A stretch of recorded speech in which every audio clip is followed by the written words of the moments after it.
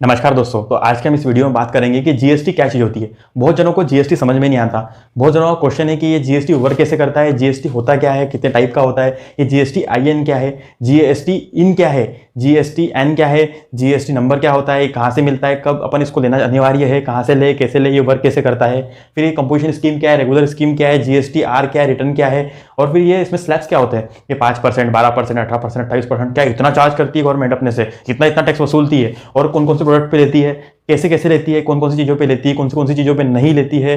इसके अंदर ये सीजीएसटी क्या है, एसजीएसटी क्या है, यूजीएसटी क्या है, आईजीएसटी क्या है, ये सारी चीज़ें कहाँ कहाँ पर एप्लीकेबल होती है, कैसे वर्क करती है। और फिर इसके अंदर ये जो इनपुट जीएसटी दिया हुआ रहता है, आउटपुट जीएसटी रहता है, ये क्या चीज़ होती है, जीएसटी बिलिंग का फॉर्मेट क्या होता है।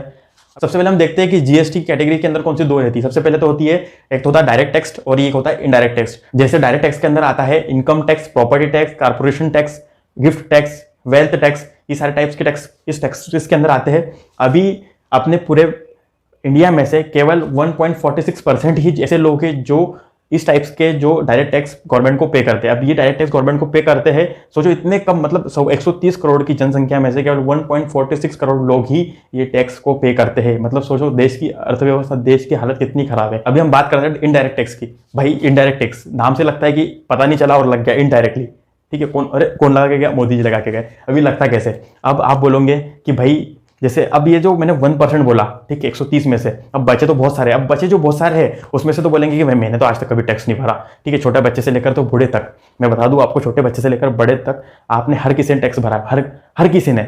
यहाँ तक कि जो टूरिस्ट, जो पर्यटक बाहर कंट्री से, फॉरेनर्स अपनी कंट्री में विजिटिंग के लिए आए, घूमने फिरने आए, उन्होंने भी टैक्स भरा हुआ है। आपने जो भी पैक्ड फूड खरीदा हुआ है, जो भी किराने की सामग्री खरीदी हुई है, जो भी चीज़ें आपने दुकान से खरीदी है, क्रीम पाउडर, बिस्किट वगैरह सारी चीज़ें, इसके ऊपर आपको टैक्स लगा है।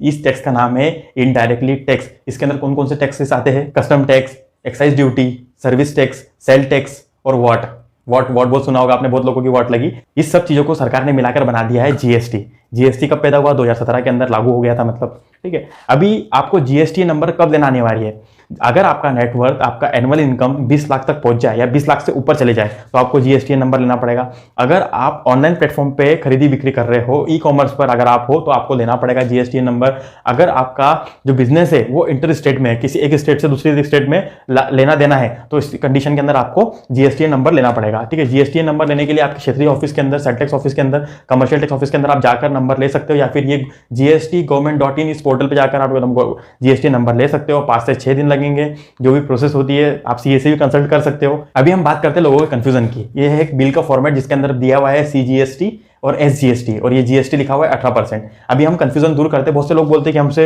इतना इतना टैक्स लिया जा रहा है, 28% टैक्स लिया जा रहा है, 36% लिया जा रहा है। देखो भाई, ये बिल के अंदर जो जीएसटी 18% लिखा हुआ है, ये कैसे, मैं आपको बताता हूँ। ये जो नीचे लिखा हुआ है ना सीजीएसटी, ये जो एसजीएसटी लिखा हुआ है, सीजीएसटी 9%, एसजीएसटी 9%, तो ये 9 और 9 18% टोटल जीएसटी इस बिल पर लगा हुआ है। तो ऐसा नहीं कि आपसे 36% लिया गया है और 9 और फिर 18, ऐसा बिल्कुल भी नहीं है। जो एसजीएसटी है वो स्टेट का है और जो सीजीएसटी है वो सेंट्रल का है, ठीक है। ये दोनों का अलग अलग जीएसटी है, तो इसमें कंफ्यूजन बिल्कुल भी ना रखे। और जो ये 4 चीजें हैं, एसजीएसटी, सीजीएसटी, यूजीएसटी और आईजीएसटी, इसका मतलब और इसको अच्छे से डिफाइन करके मैं आपको बताता हूँ, अभी आपको पूरा अच्छे से क्लियर हो जाएगा।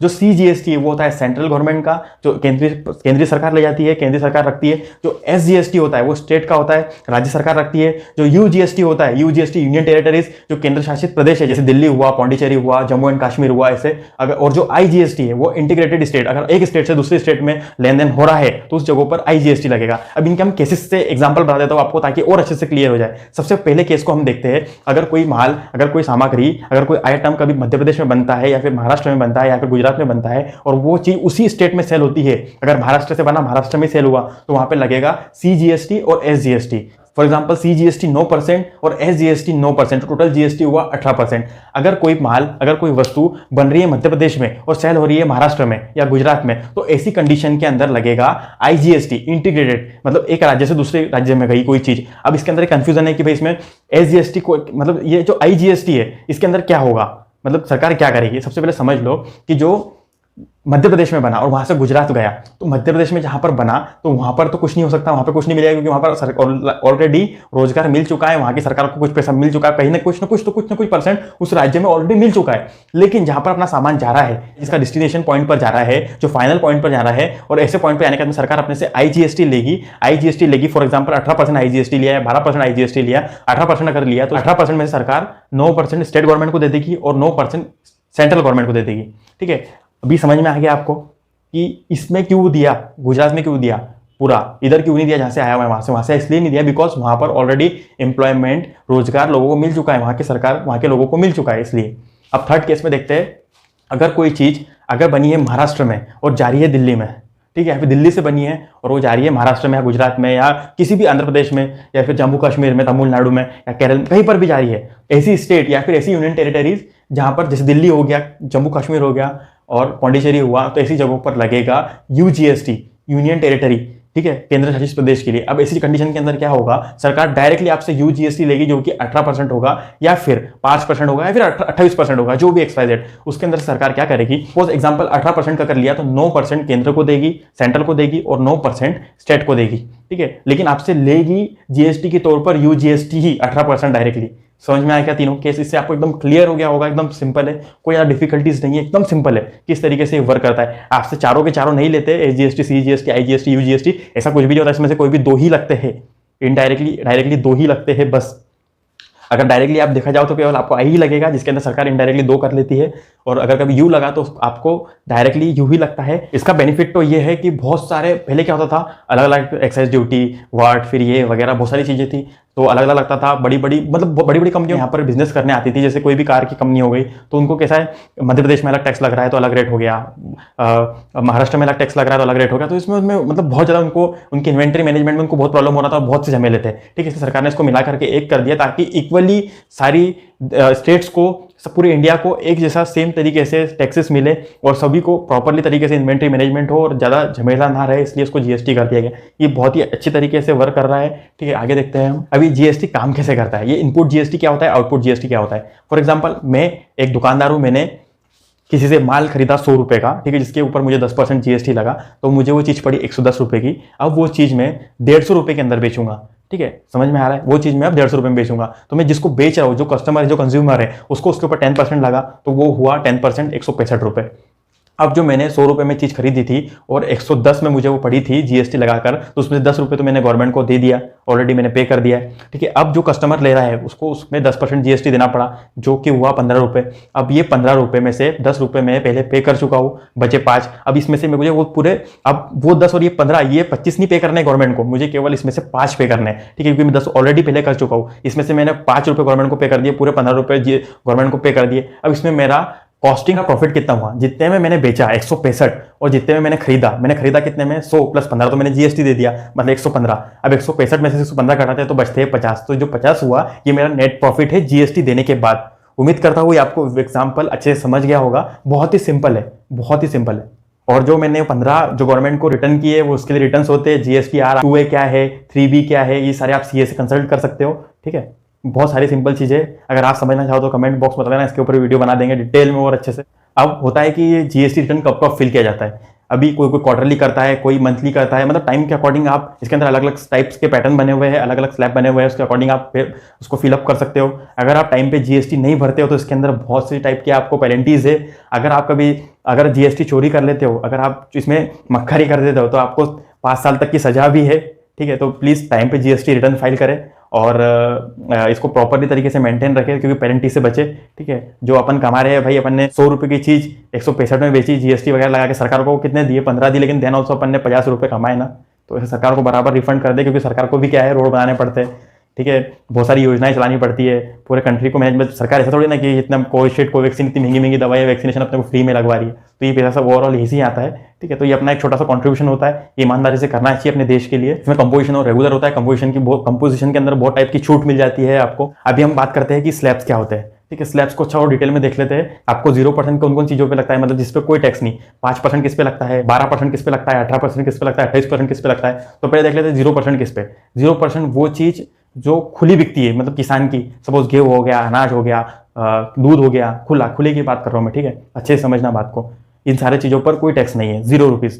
5% टैक्स किस चीज़ पर है? पैक शक्कर हो गई, पैक चाय पत्ती हो गई, ठीक है, इन सब चीज़ों के ऊपर, ऐसी चीज़ों के ऊपर 5% है। 12% किस पर है? जैसे कंप्यूटर हो गया, प्रोसेस्ड फूड हो गया, पैक्ड फूड हो गया, ठीक है, इसके ऊपर 12% है। 18% किस पर है? जैसे किताबें हो गई, स्कूल बैग्स हो गए, शिक्षा, एजुकेशन, ऑनलाइन फीस वगैरह ट्रांसफर करते हैं, तो इसके ऊपर 18% तक के चेस्ट है। अभी सरकार इस पर विचार कर रही है कि ये इंपॉर्टेंट चीज़ है, ये एकदम आवश्यक चीज़ है, तो इसके ऊपर वो थोड़ा 18 से कम करके 12 हो जाए, तो इसके ऊपर और हो सकता है in future, because education must very important thing, that's why सरकार डिसीजन लेगी अच्छे से अच्छा। अब 28% किस पर लगता है? जो लग्जरियस चीजें है, जो आवश्यक नहीं है, ठीक है, जो इंसान अपने शौक पूरे करने के लिए जाता है, जैसे मर्सिडीज, बीएमडब्ल्यू, लग्जरियस कार ले लिए, परफ्यूम्स ले लिए, ठीक है, तो ये सीमेंट एयर कंडीशनर हो गया, कार्स हो गई, तो ये सारी चीजें जो रहती है 28% तक आती है। मतलब अगर आप 10 लाख की कोई चीज लेते हो तो उसके अंदर 2 लाख 80,000 तो सीधे गवर्नमेंट को देने पड़ेंगे। लग्जरियस लाइफ अगर आप अपने शौक पूरा कर रहे हो तो भाई सरकार को भी थोड़ा बहुत दे दो, क्योंकि आप पैसे वाले हो। ये सारी चीजें इन स्लैब में आती है। ऐसे देखा जाए तो इसमें 1200 प्लस आइटम्स है जीएसटी के कैटेगरी के अंदर। अगर एक एक का नाम लेके जाए तो पूरा 1-2 घंटे इसमें निकल जाएंगे, इसलिए आप लिस्ट चेक कर सकते हो पूरी। कुछ नॉर्मल जनरल चीजें जो मैंने आपको इजीली बता दी, मैं आपको और फटाफट से बता देता हूँ 0% किस पे। जो जो चीजें खुली है, जैसे दूध हो गया, दही हो गया, पनीर हो गया, शहद हो गया, बेसन हो गया, सब्जियां हो गई, ये सारी खुली चीजें, इसके ऊपर 0% है। अब 5% किस किस पर है? शक्कर हो गई, चाय पत्ती हो गई, पैक चाय पत्ती हो गई, कोयला हो गया, फिर पैक्ड पनीर हो गया, पैक्ड मिल्क हो गया, ये सारी चीजों के ऊपर 5%। 12% किस किस पर है? देसी घी हो गया पैक वाला, अगरबत्ती हो गई, काजू हो गए, बादाम हो गई, ये सारी पैक चीजें जो है इनके ऊपर 12% है। 18% किस पर है? हेयर ऑयल हो गया, शैम्पू हो गया, ट्यूबपेस्ट हो गया, पास्ता हो गया, सूप हो गया, ऐसी कई चीजें इनके ऊपर 18% है। 28% किस पर है? लग्जरियस चीजें जैसे कार हो गई, परफ्यूम हो गया, सीमेंट हो गया, एयर कंडीशनर हो गया, फायरवुड हो गई, मसाला हो गया, ये सारी चीजों के ऊपर 28% तक टैक्सेस है। इसमें कुछ अपडेट होते रहते हैं, जैसे अपने मोबाइल जो 12% की कैटेगरी में था, बढ़ा करके 18% की कैटेगरी में कर दिया गया है। जो अपने फाइनेंस मिनिस्टर है, वित्त मंत्री जो निर्मला सीतारमण, ठीक है, जो कि सारी चीजें पर डिसीजन लेते हैं, इनके पास में 33 मेंबर्स की कमेटी, इनके बारे में हम आगे डिस्कस करेंगे। जीएसटी काउंसिल की 39वीं मीटिंग हुई थी न्यू दिल्ली के अंदर 14 मार्च 2020 को, जिसके अंदर निर्णय लिया गया था मोबाइल वाला। जीएसटी का कलेक्शन करके गवर्नमेंट अपने पूरे इकोसिस्टम को रन करती है, जैसे रोड कंस्ट्रक्शन, हेल्थ फैसिलिटीज, दवाई, दारू, ठीक है, इलाज, पानी, सारी चीज़ों का गवर्नमेंट ध्यान रखती है, ठीक है। इससे टैक्स प्रॉपर टाइम पे भरना चाहिए, ठीक है। सरकार बहुत मेहनत करती है।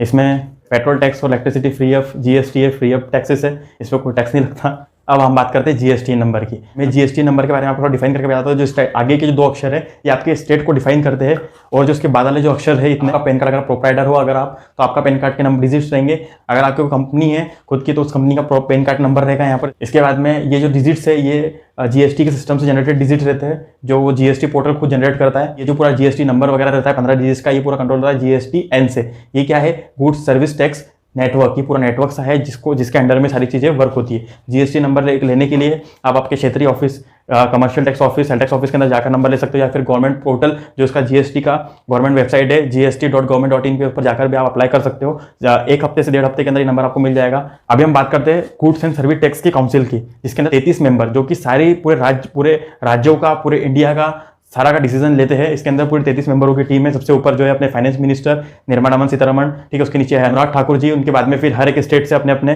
गवर्नर, फिर अलग अलग स्टेट से अपने है 28 टेरिटरीज की विधानसभा से 3-3 है। इसे टोटल मिला के पूरे 33 लोगों की कमेटी है पूरी टोटल, जो कि सारी चीजों को डिसीजन लेते हैं, करते हैं। अभी हम जीएसटी के बारे में कुछ फैक्ट जान लेते हैं। जो जीएसटी है ये फर्स्ट टाइम स्टार्ट हुआ था फ्रांस के अंदर 1954 के अंदर। जो इंडिया में जीएसटी का मॉडल चल रहा है, ये जीएसटी का मॉडल चल रहा है कनाडा का चल रहा है। मतलब जो कनाडा का जो मॉडल था वो इंडिया में जीएसटी का मॉडल चल रहा है। जीएसटी के अंदर टोटल 17 टाइप के इनडायरेक्ट टैक्स इंक्लूड है। अगर जीएसटी टाइम पर रिटर्न फेल नहीं करते हो तो आपको 5 साल तक की सजा भी हो सकती है। अपने राष्ट्रपति जी ने इसको 8 सितंबर 2016 में साइन किया। उसके बाद में सबसे पहले आसाम में साइन हुआ, और सबसे लास्ट में जम्मू एंड कश्मीर में इसको साइन हुआ। जीएसटी लागू कब से हो गया था? जीएसटी लागू हो गया था 1 जुलाई 2017 से पूरे देश में लागू हो चुका था। इसका जो बिल था 122वां बिल, अभी बिल पास कब हुआ?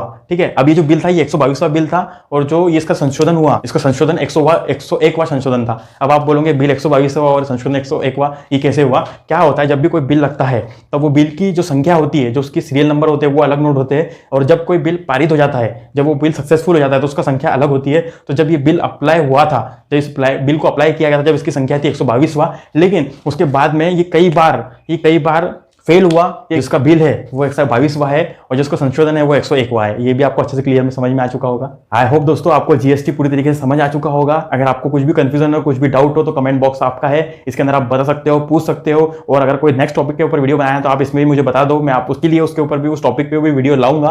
वीडियो अच्छा लगा हो तो फटाक से लाइक कर देना, वीडियो को शेयर कर देना इंस्टाग्राम, फेसबुक, सोशल मीडिया पर, ताकि ये इन्फॉर्मेशन सब लोगों तक भी पहुंच सके। और अगर आप तक अभी तक के सब्सक्राइब नहीं किया हो तो जल्दी से सब्सक्राइब कर देना और बेल आइकन भी दबाना, ताकि नेक्स्ट ऐसी इंफॉर्मेटिव वीडियोस जब भी अपलोड हो उसकी नोटिफिकेशन आपको जरूर मिले। और इस वीडियो को लाइक, कमेंट, शेयर, सब्सक्राइब करने के लिए और लास्ट में वीडियो तक बने रहने के लिए आपका तहे दिल से बहुत बहुत धन्यवाद।